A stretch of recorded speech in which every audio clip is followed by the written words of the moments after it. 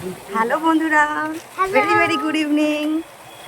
আজকে আমি পার্লারে যাইনি, কিন্তু অন্বেষার টিউশনি অফ করা যাবে না, তার জন্য ওকে ওর বাপি এখন টিউশনি দিতে যাচ্ছে। তোমরা দেখো, আজকে বৃষ্টি হয়েছে, অল্পই হয়েছে বাট হয়েছে। দোকানে যাইনি, বাড়ি থেকে এখন যাচ্ছি, দোকানেরই দিকে যাচ্ছি। অন্বেষাকে পড়তে দিয়ে দেন পার্লারে যাব, কারণ ওখানে ওয়েট করার জায়গা নেই কোথাও, তাই দোকানেই যেতে হবে।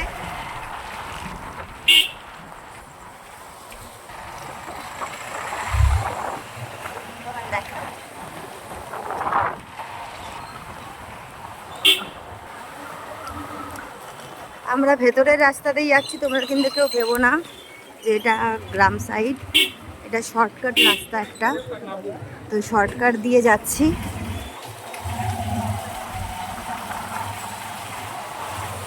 তাড়াতাড়ি পৌঁছানোর জন্য।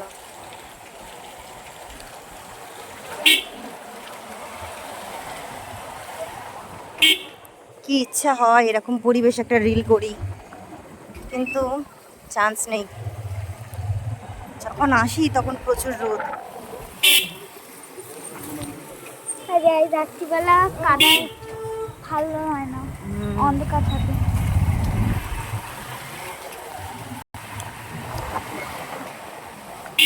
খাবে নাকি বিস্কুট?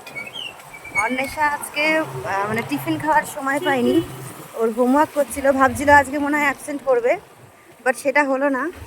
আমি জোর পড়াটা অ্যাবসেন্ট করাবো না বলে নিয়ে যাচ্ছি, তাই হাতে বিস্কিট ধরিয়ে দিয়েছি, খেতে খেতে যাচ্ছে।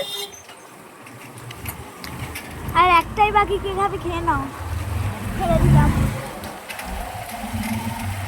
আমার বাচ্চা তাকায় না।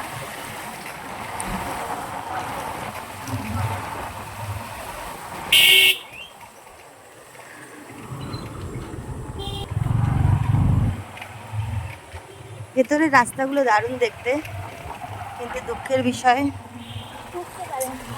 আমার করার সময় হয় না এইসব জায়গায় থাকতে। এই রাস্তাটা দিয়ে আমরা একটু কমই যাতায়াত করি, এটা শর্টকাট রাস্তা। এখানে দারুণ পুকুর আছে, জানো তো?